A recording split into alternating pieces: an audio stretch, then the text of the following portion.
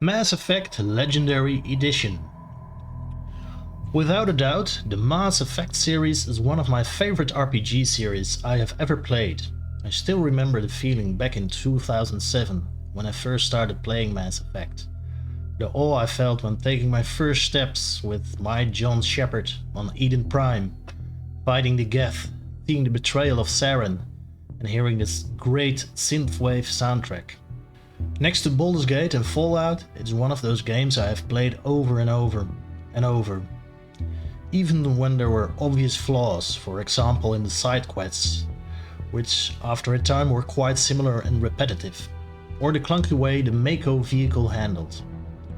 Still, when EA revealed they would be putting out a complete enhanced or remastered legendary edition of the complete series, I was a little bit like, man. This had probably to do with the way Mass Effect, Andromeda and Dragon Age 2 were treated. Overall, these weren't awful games, but compared to their predecessors, they were pretty mediocre. However, from what I've seen, read and heard of this legendary edition, Electronic Arts this time has done its best to turn out a quality product.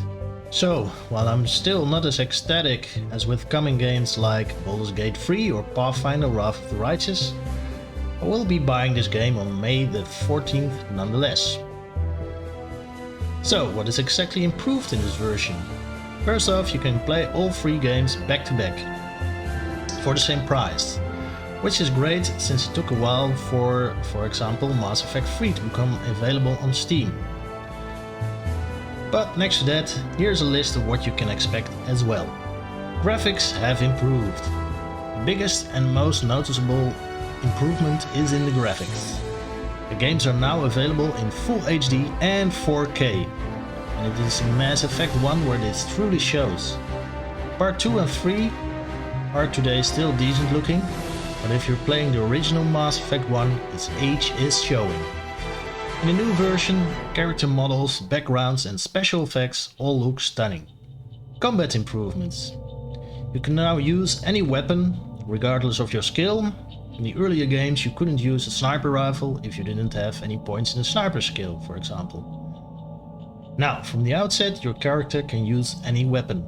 Specialization in a particular weapon, of course, means you are more effective in using that particular weapon.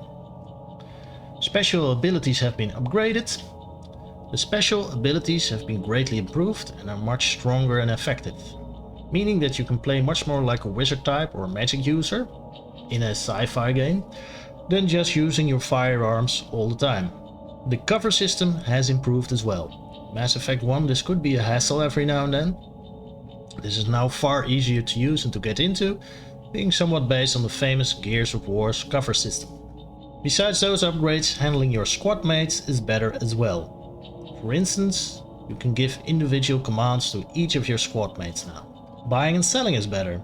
The inventory is clear and concise now, and you can move items into a brand new junk section, which makes both keeping track of your items and buying/selling easier. The Mako Vehicle is a far better experience. Using the Mako was a clunky and at times very frustrating experience. This thankfully has changed.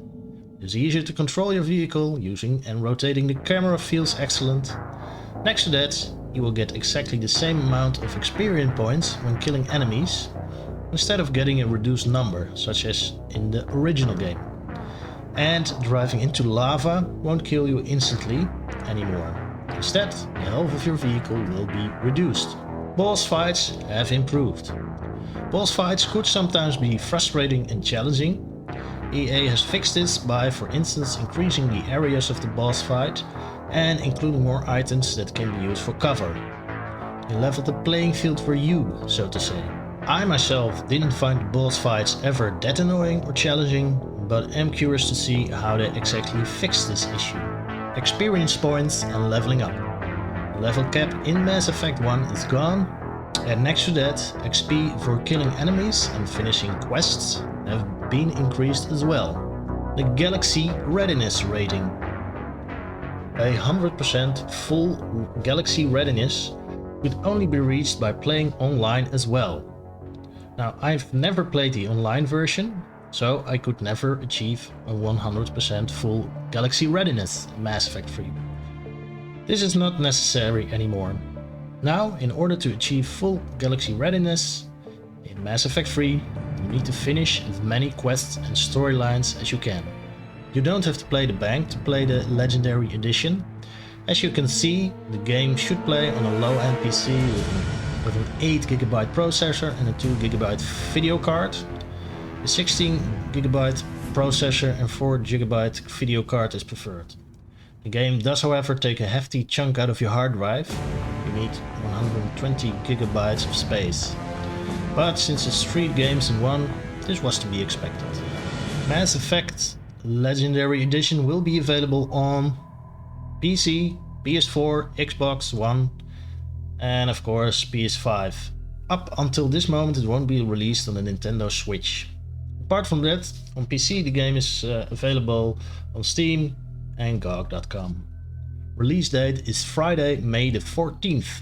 Now, these are some of the most important changes and improvements in the upcoming Mass Effect Legendary Edition. There are many more changes, which I will discuss in my upcoming Let's Play Mass Effect series, and a more detailed review which will also be recorded after the 14th.